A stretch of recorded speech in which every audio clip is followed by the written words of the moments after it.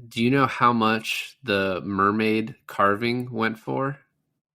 The broken mermaid carving. $110,000.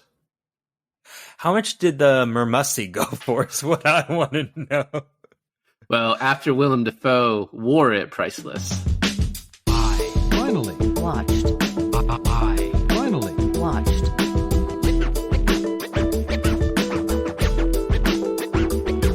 I finally watched.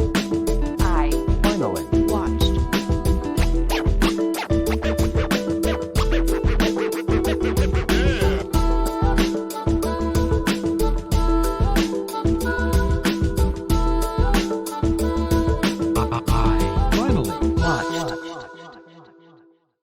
Hey, everybody. Welcome to another episode of I Finally Watched. This is David, and today I finally watched The Lighthouse.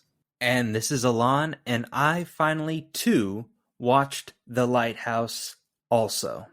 And the awesome theme song was brought to you by Jesse Jace Thomas at jessejacethomas.bandcamp.com. Check him out. I went into The Lighthouse knowing fairly little about the tone. You obviously know what the story is. It's two dudes in a lighthouse by themselves, but just like what it sort of is, you know that there's friction, I guess. I don't know what you knew, but besides that, like kind of base level, I didn't really know what to expect.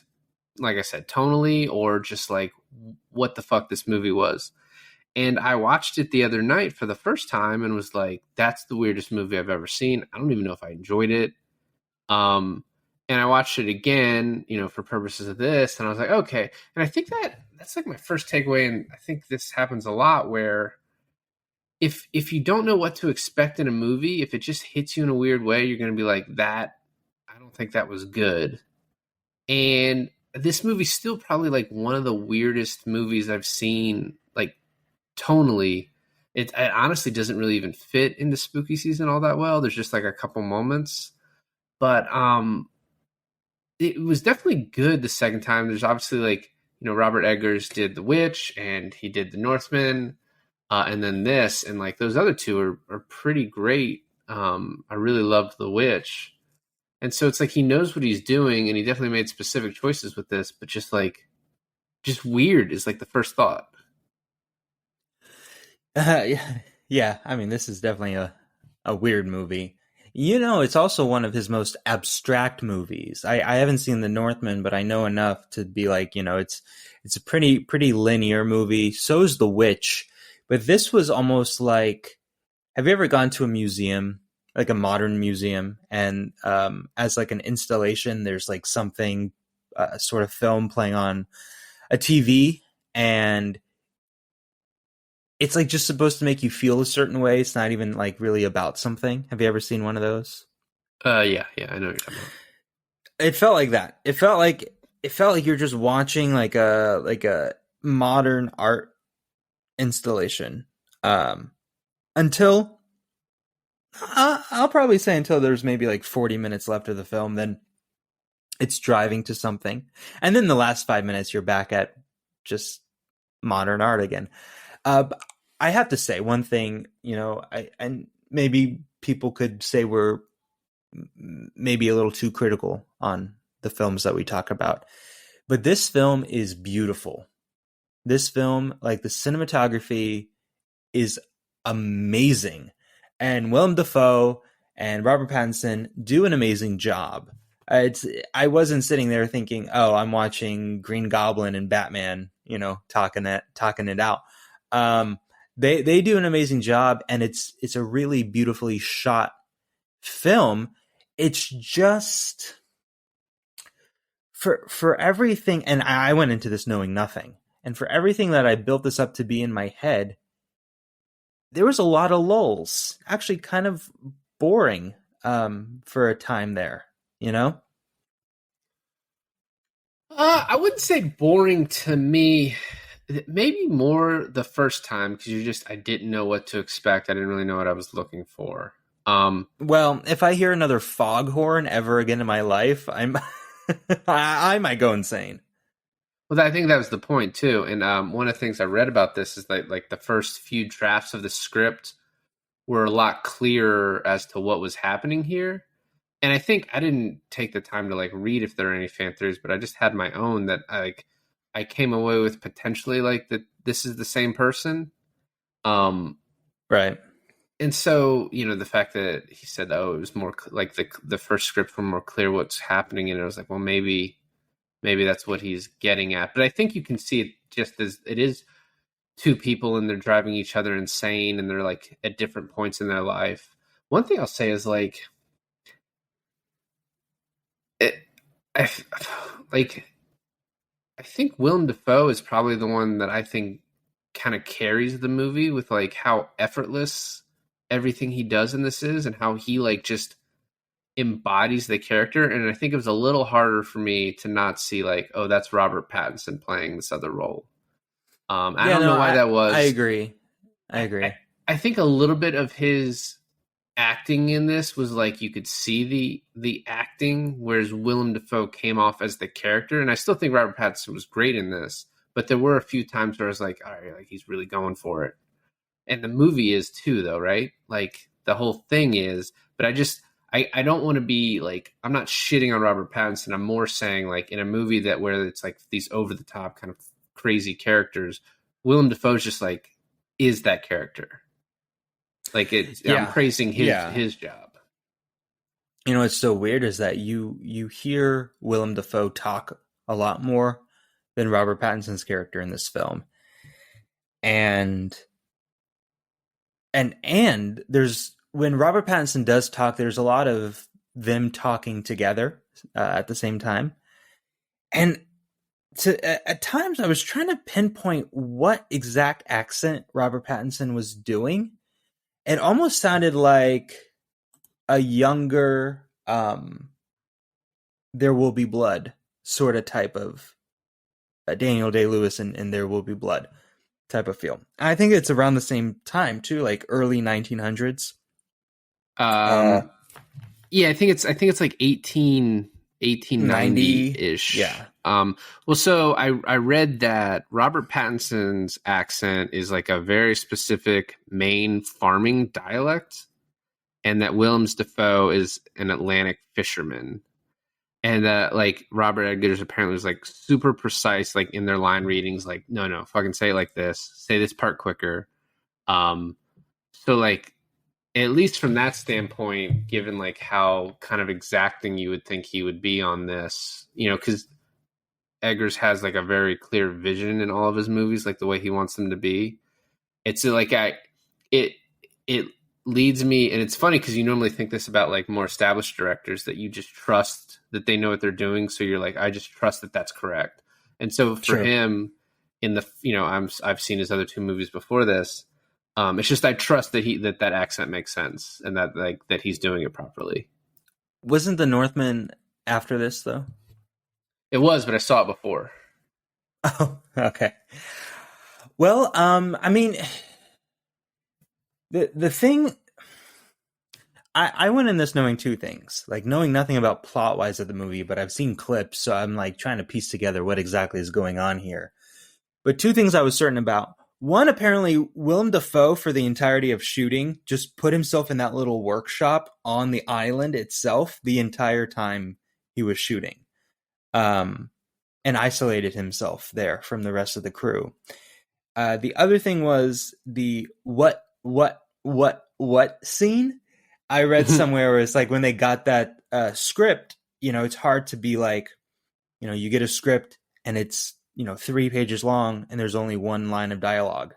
So they had to like try it or it was just very weird for them. And I don't know, hearing it, I was like, well, I don't get it. I don't get what they're talking about. And then actually watching that scene play out, I was like, yeah, I mean, all you get when you get a script is a piece of paper with words on it. Right. So like to play with that with what you will, it's hugely demanding. Especially when 90% of this movie is just kind of like reacting within yourself to something happening, not exactly when someone's talking to you, right? There's a lot of like alone time with Robert Pattinson where he's like, walking on the rocks or like pushing the wheelbarrow or whatever. And it's just like the fury or the confusion or the anger in his face just says a lot and keeps the story going. Because I can't think of a lot of like just two actors in this type of film that could keep me entertained and keep me hooked for an hour 45 minutes. We got Tom Hanks in the volleyball. Yeah, well, I mean, Tom Hanks is an incredible actor too, but I mean, even if you replace Willem Dafoe with Tom Hanks in this scenario, Willem Dafoe fits scarily perfect into like a character like this. You're saying Arpats is the volleyball? Honestly, you could interchange the volleyball with. No, I'm kidding. No, Rob Pattinson was great in this too, obviously. So I guess we can just talk about this movie plot by plot.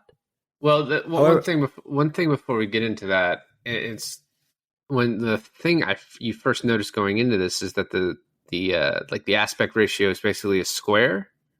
Yeah, it's a like an old TV sort of feel. And I think that adds to like the craziness of the movie. I told you that this reminded me of like Robert Edgar's attempt at like a Wes Anderson comedy. Just and like when you have the square frame, it frames everything the way that Wes Anderson does in his movies, even though he doesn't use a square. Well, with huge intention towards it, right? Like yeah. Halfway through the movie, I was like, why is it like this? This is kind of weird. And then you get to these shots where it's like someone's walking through a door, or you're looking at a building a certain way, or someone's moving towards the camera in like a very symmetrical way. And it forces your perspective to see it this one way and no other way. And so I was like, it really is there to, between that, the fact that it's black and white, and the music like drives you as the audience nuts. Right. Well, no, yeah, and that's the point. It's supposed to make it kind of claustrophobic. It adds to the craziness, which is, we said earlier about the way the script was done. And apparently when he came up with the idea for this movie and selling it, he said it has to be square like this. And that actually cost him part of the budget he was looking for to make this. So he did make it even cheaper because people are like, we don't want to make it that way. Well, I'm sure yeah. part of it has to do with, okay, I don't know if you know this, but when you film something, you can always change the aspect ratio at any point when you in post, right? I mean, if you do it digitally, it's very easy to do. But from everything that we know of him, I wouldn't be surprised if if all that money was poured into film, like actual film, filmed on a special camera that only shot in that aspect ratio, and like all that equipment is very expensive. No, it was. Yeah, it was. And from and also too, like I think he got lucky with Willem Dafoe and Robert Pattinson both wanted to work with him. Like they saw The Witch and wanted to do something. He's like, oh, well, great. I got this. So I think maybe, you get them a little bit. Yeah, I think the camera was probably like a big expense for this. And then they had to fucking build the lighthouse and build all the set. Like all that was built up. So yeah, that's one thing I wanted to ask you. I know they shot this in Canada and like the Nova Scotia Islands. I don't even know if that's right. I've never been to Canada. But they actually so it's like technically on location, but they built the building. There's not just like a abandoned lighthouse they took over. No, yeah, they built it, and then they also did some work like in studios in a soundstage area near there as well. So yeah, like it's all kind of internal. So the first 7 minutes of this, there's like no dialogue whatsoever. They're on the ship. It's just like this view of them from behind, and like you said, the camera work and like the cinematography are really beautiful on this whole thing. But we get to the island, and the first thing you notice is Willem Dafoe just taking a shit in the bedroom, right. Which leads to some hilarity later. And the thing I really want to talk about is, so when I first watched this, Robert Pattinson sits on the bed, and he immediately looks at, like, pulls some stuff out of this hole, and then pulls this siren statue out of it, right? Mm-hmm. And when I saw that, I was like, oh, he hid that from before. and then you find out that he's never been here before. Right. And then later on, he says something to Willem Dafoe of like, "Yeah, I finally destroyed that trinket that you left for me to try and drive me insane." Because And he was blaming see, that's something I don't understand about this, is that he was like, oh, your last ward that was here, you drove him insane too, and it was like blaming the trinket or whatever. But we saw them both come onto the island at the same time. So what is he talking about, like another time that Willem Dafoe's character was here, his last partner? Okay. Yeah. They go on the island for what, 6 to 9 months at a time, or well, in this case, I guess 4 weeks. But they were singing a song some other time about like, oh, 9. You know, they talk about this world these guys lived in, which was like a real thing where like you would go off and do this dangerous job for months at a time, make a shit ton of money, and then come back and like live, you know, for months at a time, not working, and then you'd go do it again. And so I guess Willem Dafoe, like, and them, they're talking about how, oh, we're going to be on this island for 4 weeks, and then we'll leave. So yeah, the last guy that was there with Willem Dafoe went crazy and died. But my point about the siren statue is like, it's very clear to me when it was filmed that like Robert Pattinson knew that was there. I mean, I guess you could say that he like felt it. He felt something in the bed and saw the hole. But when I just watched it the first time, not knowing what was going on, I was like, oh, he knew that was there. He had like hid that for next time. Okay. And so that like is one of the factors that leads me to, if it's not, the movie isn't purposely saying this is the truth, I think it's at least saying it's a possibility in the craziness of this movie that Robert Pattinson and Willem Dafoe are one person. I mean, the more we talk about this, the clearer we're going to get to some sort of answer, right? It might not be the correct one, but it'll be something. Because right after this, we get kind of a I guess a day-to-day progression. I think the rules of hierarchy are established pretty quickly on. He's the ward, Robert Pattinson. Willem Dafoe is the captain, if you want to put it that way. He's the one with seniority. And so he makes it very clear that he's the only one that goes up to the very top of the lighthouse and watches the lamp. And Robert Pattinson is not allowed to do that. Right, yeah, and this is like, I think you're talking about the dinner scene where he like forces him to do a toast, and then Robert Pattinson doesn't drink alcohol, so he instead like gets water from the cistern, and the water is disgusting because no one's tended to it. And he's like, "Yeah, that's part of your job, so you're gonna have to do that tomorrow." Right. And he's like, "Yeah, I tend to the lantern, not you." But the other thing I noticed in this, and it's like it has to do with the way they speak, and like, but at one point, Willem Dafoe says, you know, when the fog clears through, you have the dog watch. And there's a lot of talk of like the use of the term dog, like Willem Dafoe calls him a dog throughout. And so it's just like funny, the turnabout at the very end when he like what he does to him. Yeah, man. Yeah. So now basically the movie is a bunch of drinking, toasting, singing. And then we see Robert Pattinson doing a bunch of very physically challenging chores around the island, like pulling up. What was he doing to the lighthouse where he was pulling himself up with the pulley, like cleaning it, right? Well, no. So, I mean, like the first day, and this is one of the things too about the movie, like making it to where you can't follow it, right? Because he's doing a bunch of chores day to day, and it feels like it's been like 3 days, and then you find out it's been like 2 weeks. Right? You know, it doesn't feel like it's been that long. It's just like the way the things are flowing. But so like his first day out, he puts this like shit in the cistern that's supposed to clean it, right?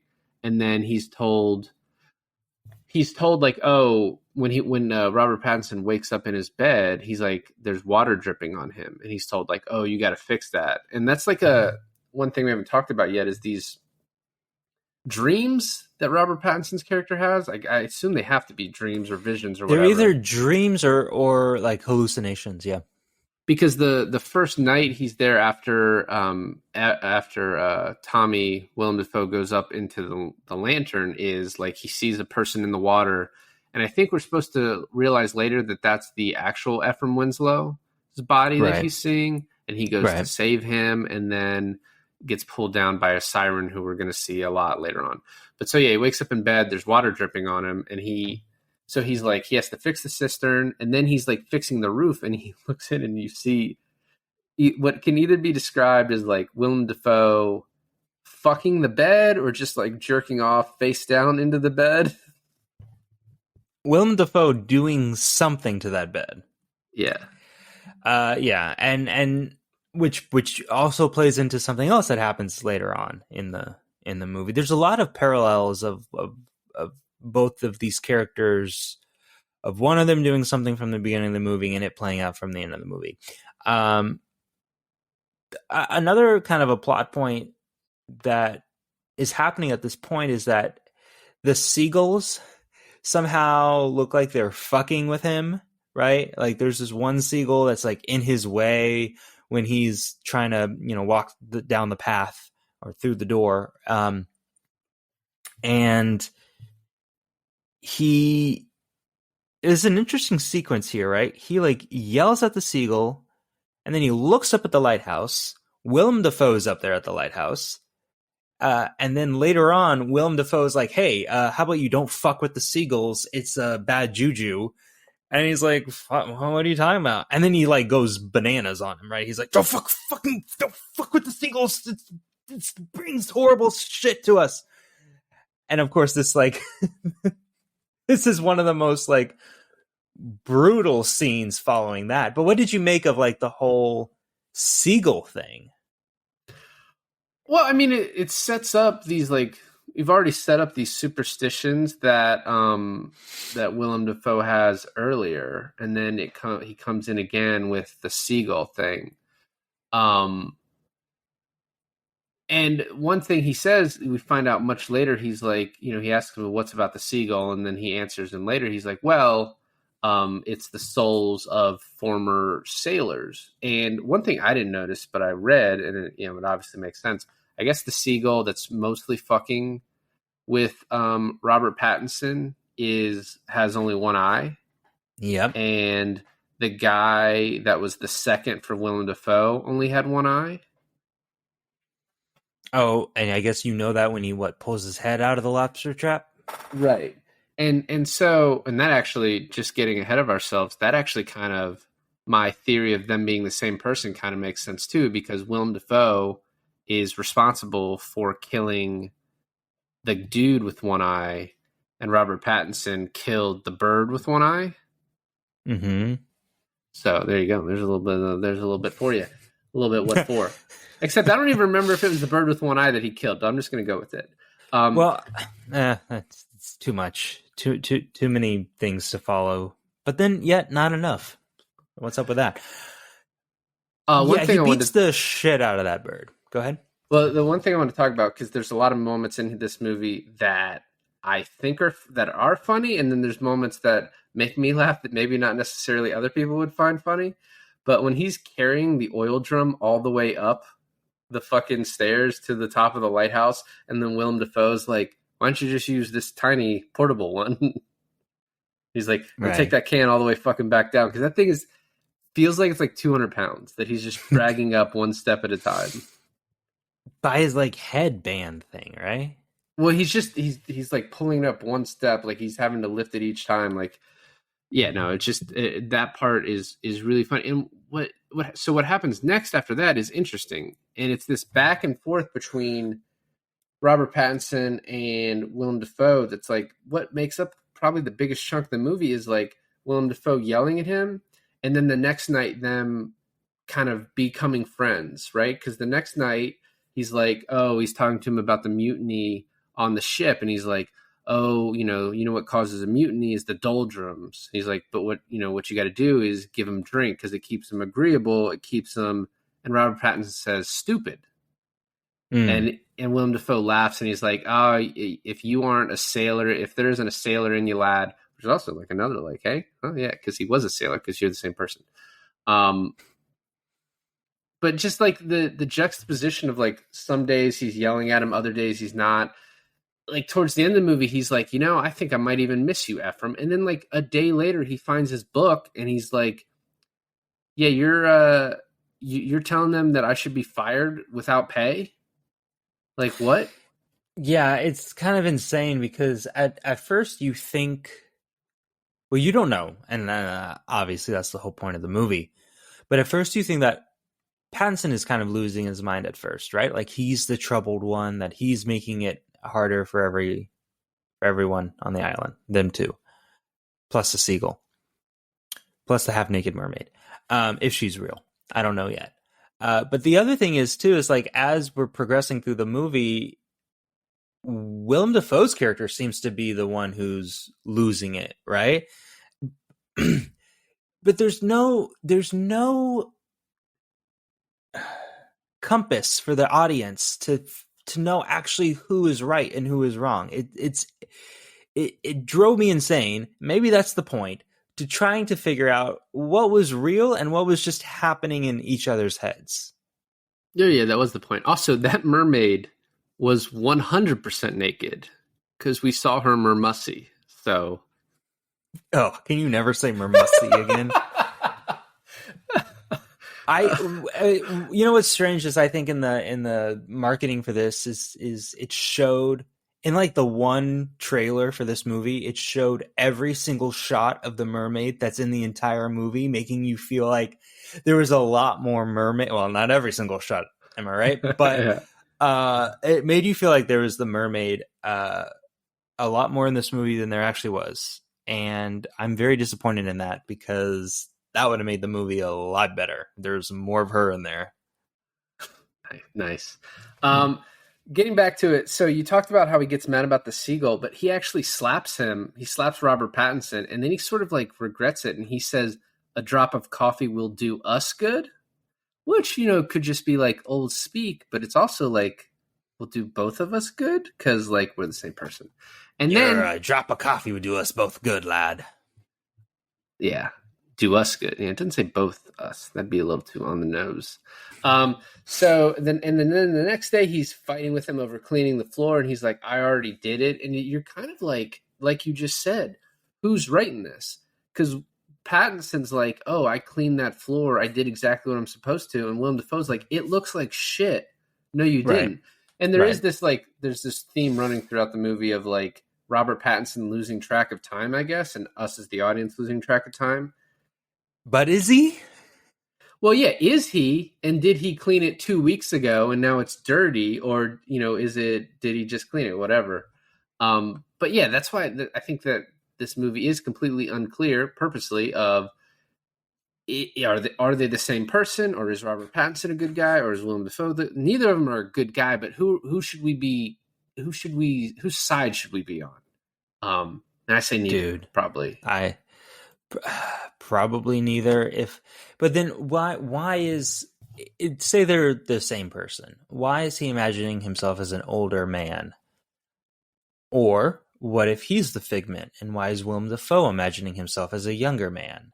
That makes more sense. But the whole movie is set up that Robert Pattinson might be the real one.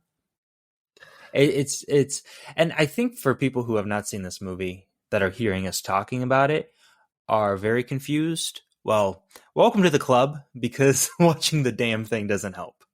Why the hell would you listen to us talk about this if you haven't watched this? There's another scene too where the wheelbarrow falls over, which is just another like little laugh that I think is funny. I don't even know what he's pushing. It just looks like dirt that fell on other dirt, but that I think it's coal. Maybe, yeah, you're probably right. Oh yeah, what's he working in the workshop in the little side house?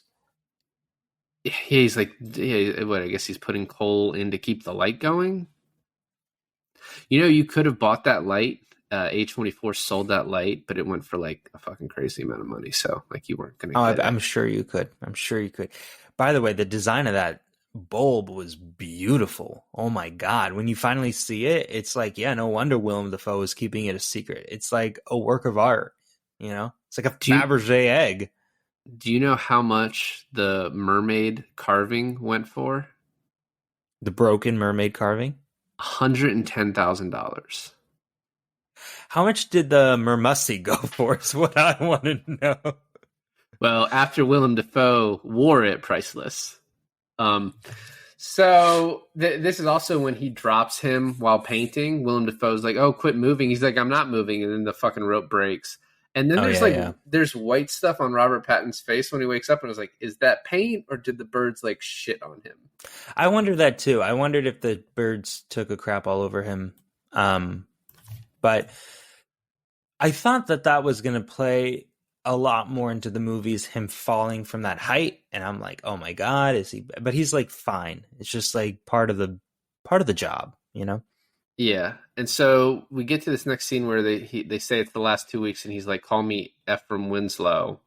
And then Thomas talks about, which is Willem Dafoe's character, but he doesn't say it right now, but his name is Thomas. He talks about how he was a sailor, but now he has a peg leg because he broke it, and so now he's a wickie.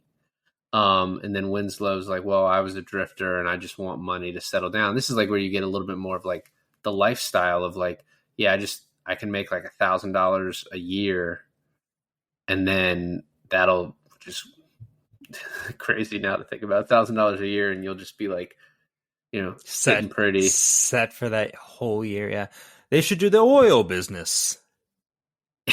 And then maybe Robert Pattinson survived, and he just went to after this he went to go get oil. I'm an oil man myself. Only get killed by plain view. And this is also where we find out that gulls have the souls of dead sailors. And right after this, Robert Pattinson can't sleep, and he climbs up to the top of the lighthouse. Right? They don't use the word lighthouse in this movie once, but he climbs up to the top of the lighthouse, and like fucking Willem Dafoe is sitting there either jerking off or getting blown by a mermaid or something, because there's just like his stuff is falling through the cracks, and like he's moaning, and fucking Robert Pattinson has to move out of the way. And then you see this like fucking tail thing like skittering. I don't know what the fuck that was. You know what I mean? Like, well, yeah, because at some point during like a hallucination sequence, Willem Dafoe is half like tentacle monster, and I wondered if that was like the first time he was a tentacle monster. I don't know what's happening. Yeah, so if it's a tentacle monster and those are just his tentacles, then yeah, he's probably just taking care of himself with like multiple tentacles at once. The original hentai, like a stranger, an octopus stranger, octopusy. A little too on the nose. So the next thing, we find the dead gull in the cistern, and this is when he just destroys this seagull, which is not supposed to be funny, but made me laugh very much. Yes, the beating of the seagull was probably like a very poignant. I don't know what's wrong with me today. A point in the movie, but it came off as like, I think what it's supposed to be is like a defiance of the character, right? Like, Willem Dafoe told me to do this and not to do this, and so I'm going to deliberately do the opposite. Now, how much is that seagull carcass on A24's auction house? That's what I want to know. Yeah, asking the real questions.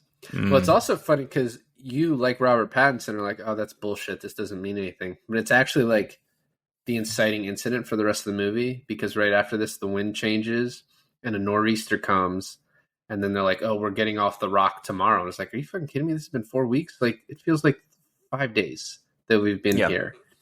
Yeah, and then because part of that is the fact that at this point in the movie is like we hit the 45-minute mark, right, and so then we get the first night that Winslow drinks, Robert Pattinson drinks, and from here on, it is just a drunken kind of stupor between the two of them, like, and you can't really follow anything of a timeline here, right?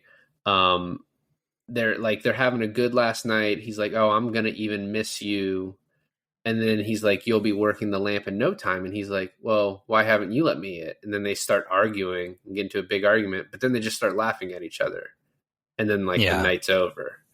Yeah, And you think, and this happens multiple times, right? You think that something is going to get very intense and very violent, and then it just kind of ends in this like moment of like, oh, they actually got. I'm pretty sure towards the end of the movie they were in like fisticuffs, and then at the end of it they were closer than ever, right?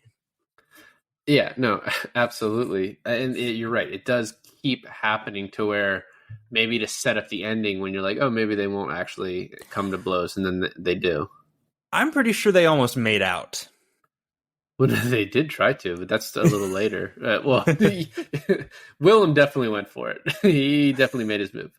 The next part of this is kind of the funniest scene in the movie to me because Robert Pattinson has to use the bathroom, but they're all full with Willem Dafoe's shit. So he's taking them out to dump them, and he throws it, and the wind just takes it back into his face, and his scream is so fucking great. Oh God, could you even imagine? And then it's like it's another thing that this movie does, and maybe it's because it's black and white and the aspect ratio is this way, but it never stops raining on this island. Like it just rains and rains and rains and fucking rains. The shots that it does to depict this really make you feel okay. I was in the perfect scenario watching this movie, right? Because the Hurricane Ian was last night, and I watched this movie last night, and I honestly could not tell what storm sounds were from the movie and what storm sounds were from the actual outside. And I was in this like perfect case scenario where I was like, I felt wet, even though I was inside. Just the way these, not sexually, but not like Willem Dafoe or Robert Pattinson later in the movie, or that mermaid. But the how wet the characters were constantly, and how everything was drenched in rain. It's just like it's a very moist movie. I'll say that. Nice, yeah. Well, speaking of the siren, right after the shit scene, he like runs into her and he's kind of on top of her, and then she starts like kind of screaming at him and laughing, and he freaks out and starts screaming, and he runs up to the cabin or whatever, and Willem Dafoe's like, "Why are you screaming? You smell like shit. Go get cleaned up. We have to leave tomorrow." He's like, but how do you put that into words, right? Like at this point, he must be thinking he's going insane. Even if it's real, like, how do we know? He doesn't even know. Well, that's the point too. Is like I think he catches himself and he's like, I can't even tell him about this because It sounds insane. Yeah, who's gonna believe me? And then the tender basically never comes, right? They're just sitting there, and then that's a perfect way of like a show don't tell sort of scenario in this film, right? It's you just see them standing there waiting for something, nothing happens, and then it's not mentioned until way later, but you as the audience automatically know everything that's going on. Well, and then afterwards they tell, because he's like, oh, we only missed her by one day. And Willem Dafoe's like, it's been weeks. So apparently they've been there weeks after. And he's been like telling him like, hey, I want you to save the food. Right. And he's like, well, it's only been a day. We just overslept. And he's like, no, we've been here weeks. You're like completely losing track of time. And I like how they're like, we need to go get the provisions. And they go out and the provisions are more alcohol. Like the food isn't like what their worry is. It's like, oh, we need more alcohol. And this is kind of also a key point because they get drunk from this new alcohol, and then Tommy, who I think we know his name by now, says that scurvy took his leg, and Robert Pattinson, who is completely wasted, is like, oh, I thought you said you broke it. And Willem Dafoe catches himself and he's like, oh, you must have misheard me. And then Robert Pattinson starts telling a story immediately and is like, yeah, my old foreman Winslow. And Willem Dafoe's like, oh, Winslow, you worked for a guy named Winslow? And then right after that, Robert Pattinson's like, "Oh, you're talking about the scurvy and all you guys were eating grass, but I thought you said your crew like lost their teeth. How do you eat grass without teeth? Cows have teeth." And then it's like another time, like it's just this setting them up of like the two opposite sides of like the same coin of like they're both liars and we can't trust either of them. But with the whole like how can you eat grass without teeth eventually turns into it's a serious point, right? And it's like solving the mystery a little bit more, but it's automatically turned into a joke, right? It's like turned into a song, and I was like, how do you pull it out and you swallow it or something like that. And things don't get solved immediately, which I also like about the film. Like nothing is spoon fed to you and nothing is given to you all at once, because then I'm sure the next night Robert Pattinson calls himself Thomas. He's like, Willem Dafoe's like, I'm Thomas. He's like, I'm Thomas too. What I found interesting is when he's like, can I tell you a secret? And he's like, don't you go spilling your beans to me, kid. He's like, what you're going to tell me is like, you're going to want to kill me for after you tell me. And I don't want to die, so I don't want to know. That's the feeling I got from it. Right, yeah. But before that, we do get the him yelling about his food. And he's like, if I had a steak right now, I would fuck it. And he's like, you don't like my cooking? You're fond of my lobster. Say you're fond of my lobster. And then this Triton Hark speech, which I had like heard as a soundbite and I never knew where it came from. I thought it was like from like Clash of the Titans or something, right? Like the soundbite. But having it from this obviously makes sense. And apparently Dafoe, obviously being the fucking boss that he is, did that all in one take, and apparently didn't blink the entire time he did it. No, he just fucking delivers it. I noticed that too. Not a single blink. Little eye twitch, but no blink. I also like how the thunder rolls as he screams "hark." Like the sea is with him. Yeah.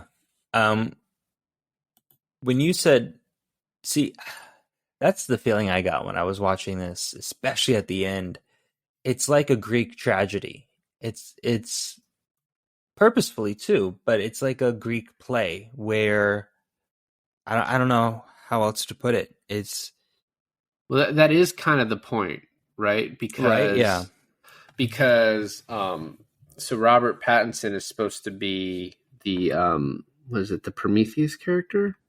Yeah, the Prometheus character whose like punishment is getting an eagle is eating his liver each day, like at the very end. And Willem Dafoe's character is supposed to be Proteus, which is like an old prophetic sea god who was called the Old Man of the Sea. So yeah, there's like the whole point of this is very like Greek in origin. The actual like origin of this is based on like a real life thing where two guys were stuck on an island in a lighthouse and like one of them died. And like it drove the other person mad. Like that was like the impetus of the story. And then yeah, he puts this like Greek mythology spin on it. But then also maybe a little bit like little bit of Hemingway, a little bit of Melville.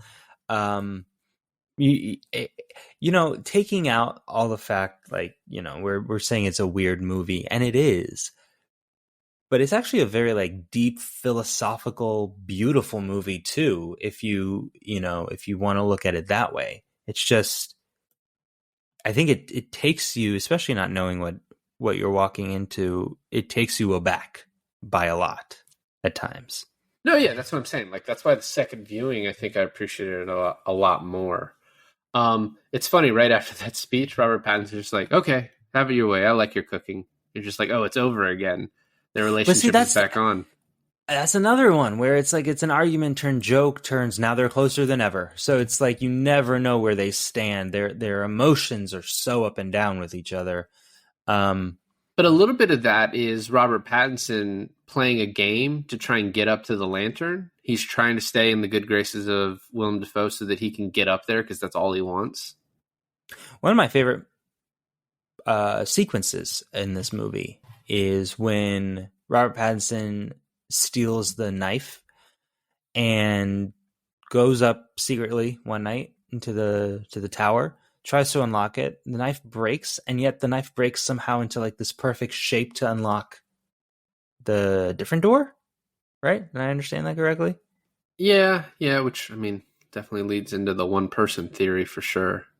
Yeah, and then he goes to steal the keys from around Willem Dafoe's neck while he's sleeping. The actual keys to the tower, and he like takes off his boots and he puts his boots around his ties them up with the shoelaces, puts it around his shoulders, and he like leans over Willem Dafoe. Willem Dafoe cracks his eye. He opens. He wakes up, and he's like, "That's a weird way to wear your shoes." And he's like, "Oh, I'm sorry. I was trying not to wake you." Well, it's at this point too. So when Robert Pattinson first like palms the knife and sticks it in his pocket, Willem Dafoe for sure doesn't see him do it. And then when he's standing over him, he pulls out the knife. He's about to kill Willem Dafoe, and Willem Dafoe's like eye pops open, and we get this close up square view. And the whole movie's square of the eye, just Willem Dafoe's eye opening. And we don't know if he actually saw the knife, but part of me was thinking like, how does he know that Robert Pattinson has that knife? He's not like, is he keeping track of every knife on this island and he knows that one's missing? Or did he see it that morning? Part of me was just like, he knows because it's him. It wasn't he wasn't trying to kill him, right? He was just trying to get the key off of his neck. I didn't think he was trying to kill him. That was my interpretation of that. He eventually fucking kills him, so it doesn't matter that he didn't intend to now. Yes, it does. It does, because at this point, he's not trying to incite violence. He's just trying to get up to the freaking, like, which I honestly have never, like, through the entire movie, never understood what the big deal was to get up there. Well, and you still don't get to know. It's kind of like the suitcase in Pulp Fiction. You don't know what's in there, right? I'm guessing the naked mermaid, but that's my guess. In the Pulp Fiction briefcase? Yeah, exactly. So right after this, we get them yelling at each other. He's like, there's this line where Robert Pattinson's like, you ain't even tolerable anymore unless you're drunk. You aren't even human. And I was like, you're totally talking about yourself at that point, right? Like that applies to you as much as it applies to Willem Dafoe. You like, whether they are actually one person, they are the same fucking person. Like, there's no difference between these two people. It's a lot like There Will Be Blood, in the sense that Paul Dano's character and Daniel Day-Lewis's character, it's like taint each other. Like they bleed out personality-wise onto each other. Like especially Paul Dano's character being more vicious towards the end, or towards the like the church scene where he's trying to get Daniel Day-Lewis to praise God. But yeah, no, I mean, I think ends in a similar way too. Ends in a similar way too, exactly. But whether he's trying to actually, change him or they're the same person or whatever, it's their character play with each other that's so compelling. Well, and if you take the movie just at face value too, it's like Willem Dafoe likes Robert Pattinson, except quit fucking asking to see my lantern. Like every time he asks about that, the relationship sours. The next thing I want to talk about is Robert Pat's jerking off. Good.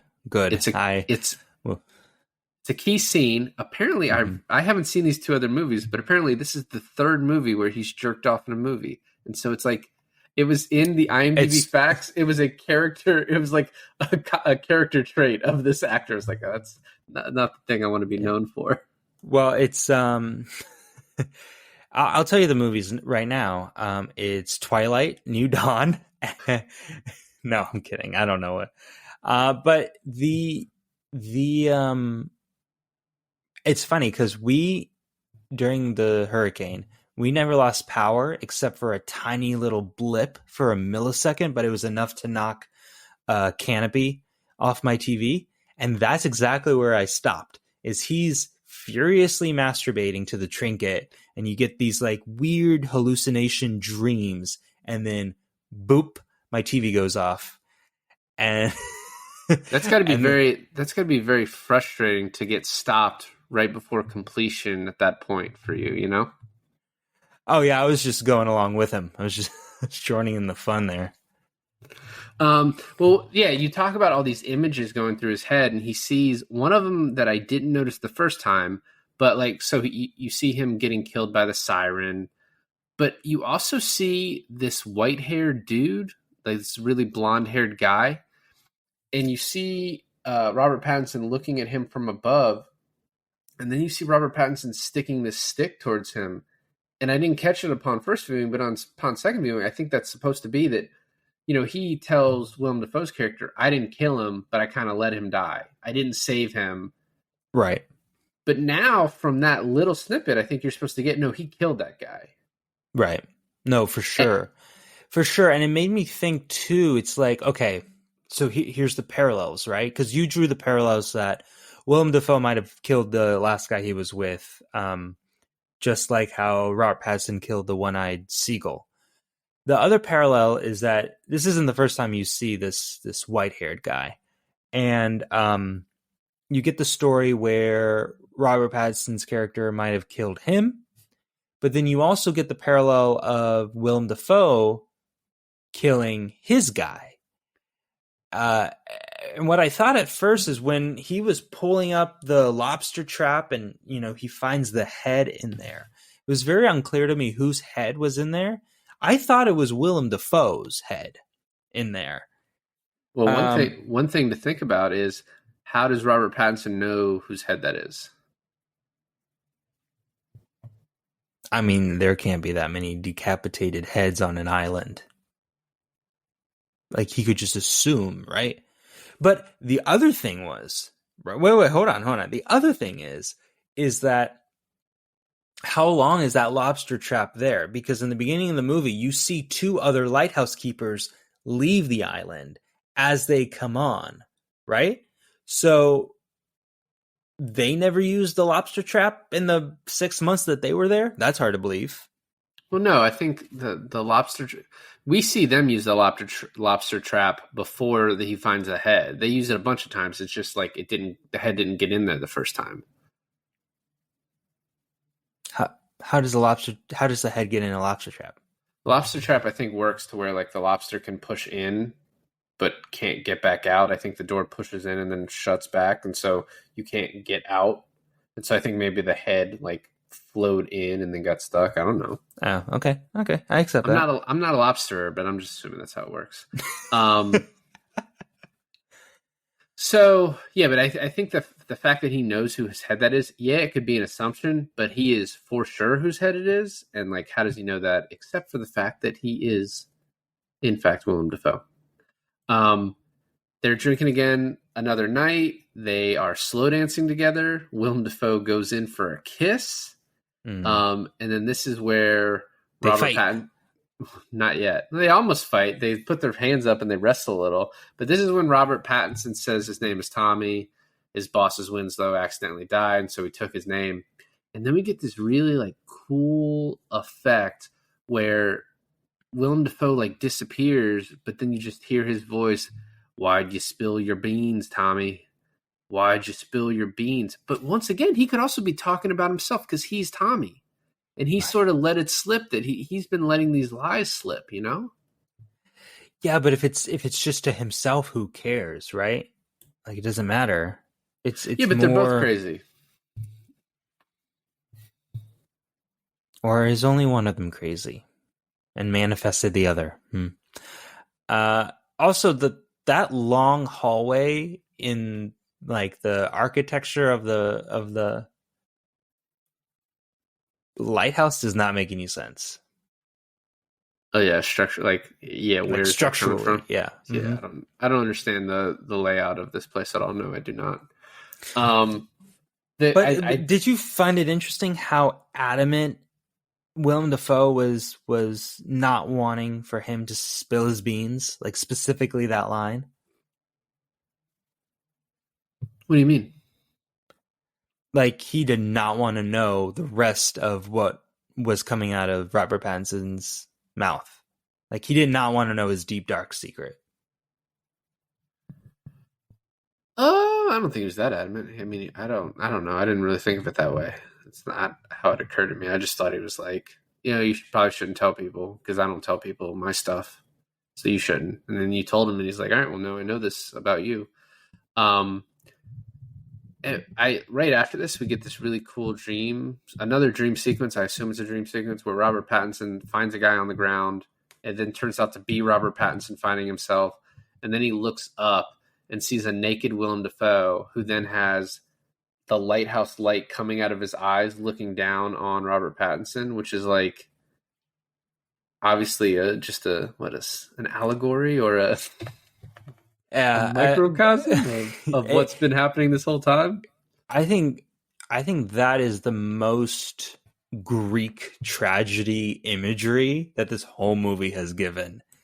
Is just, it's the way they're all shaped. Like Robert Pattinson's down on the ground and Willem Dafoe's naked and has this like curvature to his body that you see in like Greek statues. You know, it was very poetic, also quite disturbing. And Willem Dafoe looked a little yoked right there. Like he could fuck you up. Dude, Willem Dafoe is ripped. It's not the only thing I've heard about him.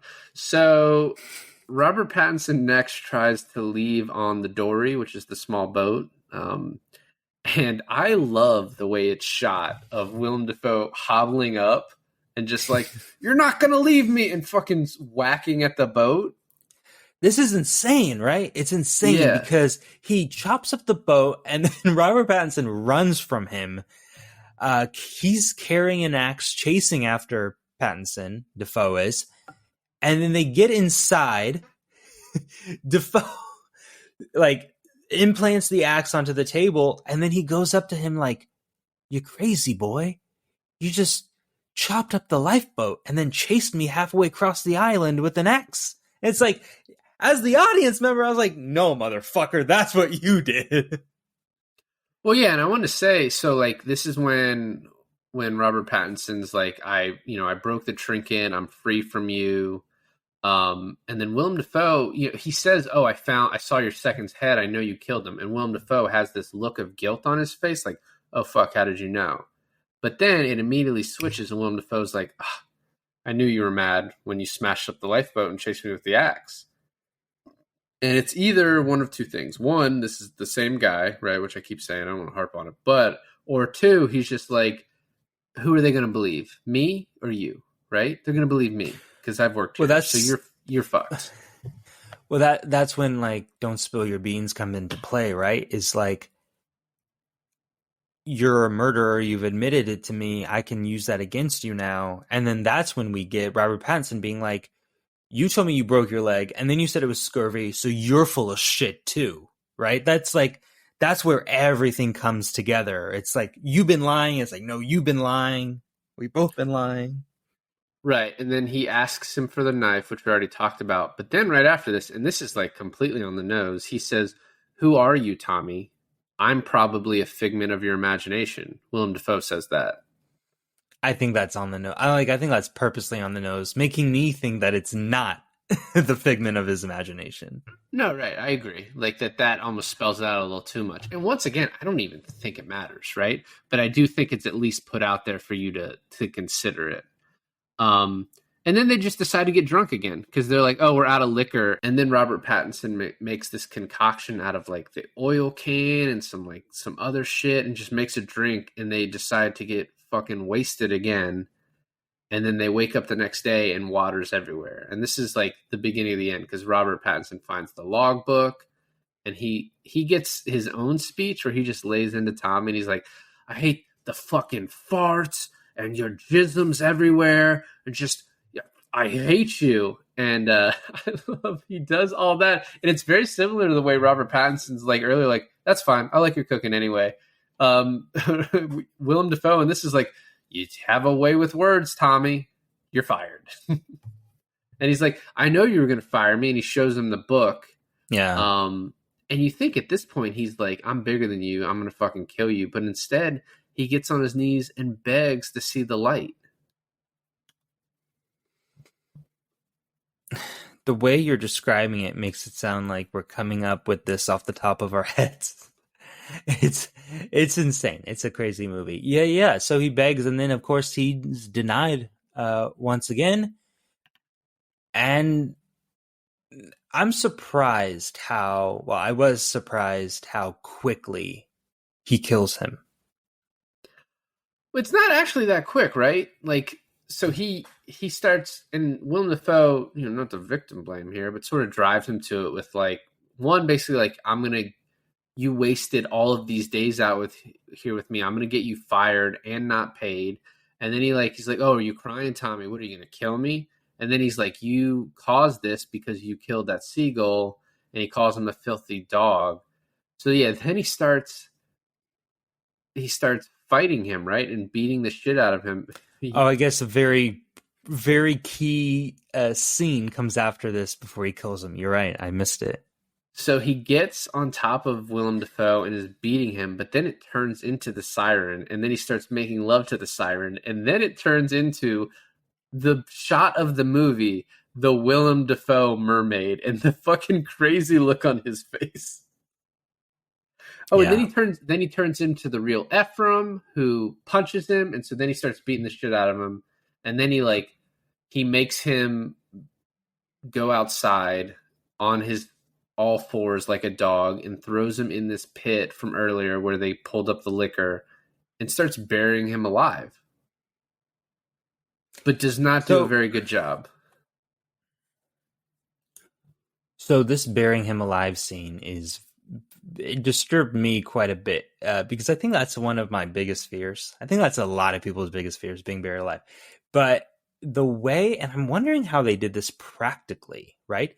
Willem Dafoe's in a hole, and Pattinson or someone is throwing dirt on his face, and he's like eating the dirt as he's monologuing.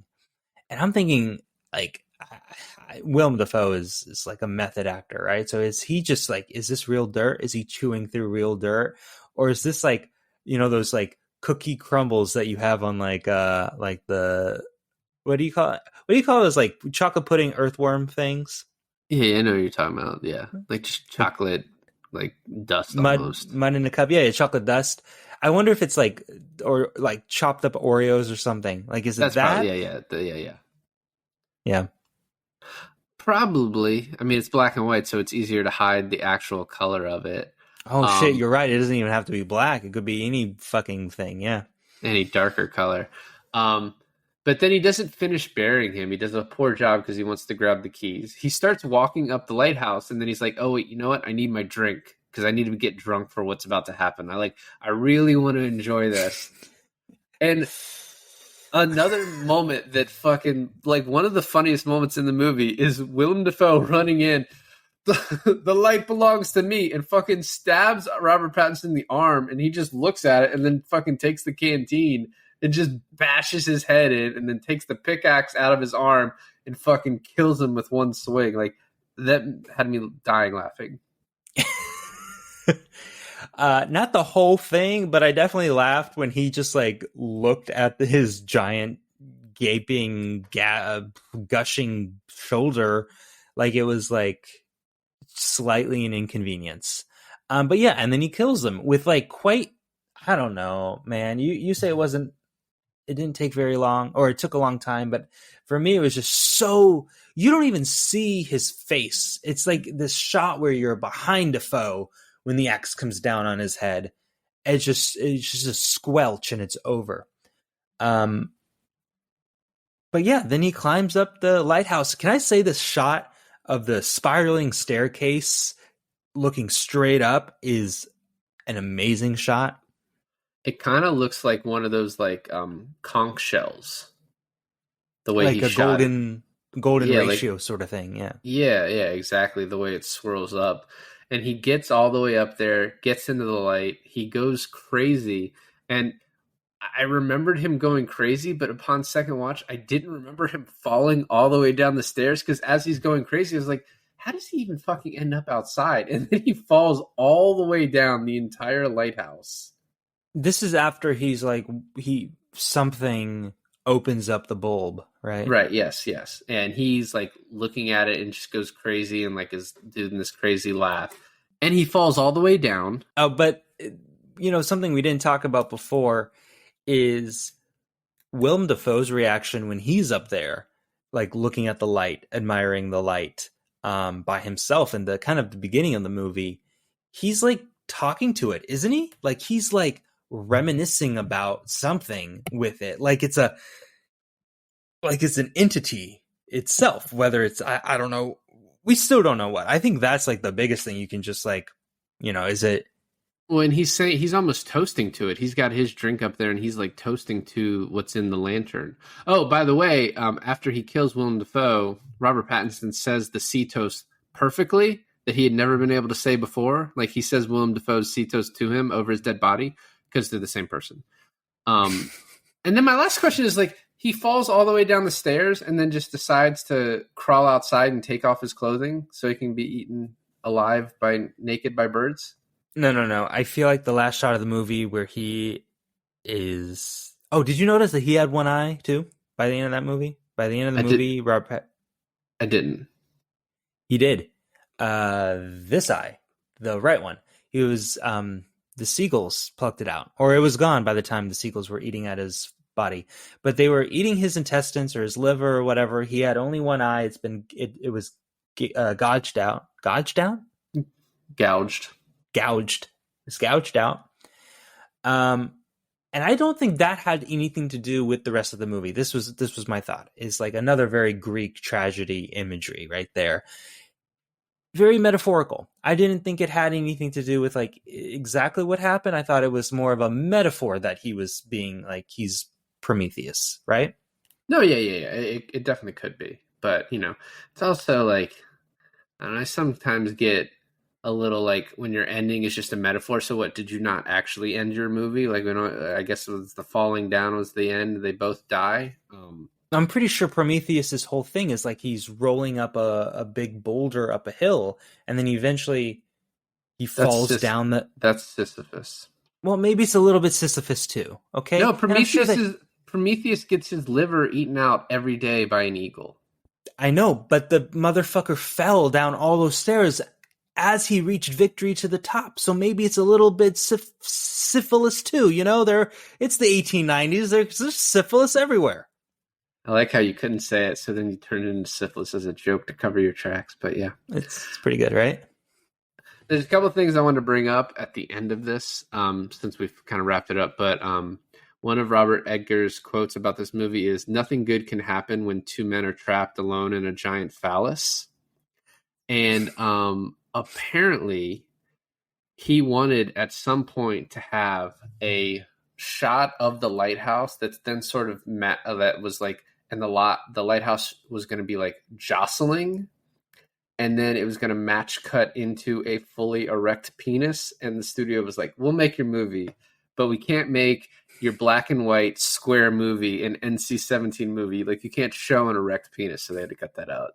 But there is a scene where, like, I think it's right before the masturbation scene, where you show the lighthouse from like a side view, and then it kind of goes up, and that's totally an erection happening. It's just one of those cool things where they just like flip the camera. And the last thing that I thought was pretty hilarious is, Willem Dafoe's farting is a big part of this movie, and the sound designer said that he made that effect practically, but he will not reveal how he did it, which leads me to believe that he was farting into the microphone to get that effect, because it's a pretty good fart. A couple times, right? Yeah, it's a few. Well, yeah, I think this was a really good experience. I like this movie a lot, actually, in all its weirdness. I think this is another one where you kind of go in not knowing anything, and it's kind of a better experience for it. Lots of twists, turns, and surprises. So yeah, no, I like it. I like it a lot. Yeah, and like after watching it the first time, I was like, all right, well, this is clearly like not. I don't like this as much as the other two. And it definitely grew in my estimation watching it the second time. I don't know how many times more in my life I'll watch this, but it's like one that will stick with me, and it is really well done. And there's like obviously the performances we talked about. So it is just like besides like the style of it being similar to his other movies, there is like no other movie like this one. And like for that alone, you should give it a watch. And if you're listening to this, you hopefully already did because we spoiled the shit out of it. So Did you feel like that with The Witch? Because I did. A second watch of The Witch, I actually liked it more the second time than the first. And I haven't seen The Northman, so I don't know.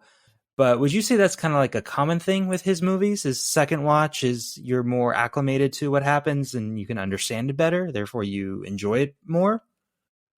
well, I think with like a lot of movies, I've said before, the second watch always like it makes it easier to follow because you know how it ends. So you seeing the steps in the beginning, I think it gives you a greater appreciation. And I think for movies like his, because they're tonally so different, visually so different, the storytelling so like all of it is so unique that I think a second watch is always going to make you enjoy it more, just because you are more used to what you're seeing and like you can appreciate other things about it. So yeah, I agree with that. Well, thanks for listening to another episode of I Finally Watched. I'm Milan, and I finally watched The Lighthouse. And this is David, and I also finally watched The Lighthouse.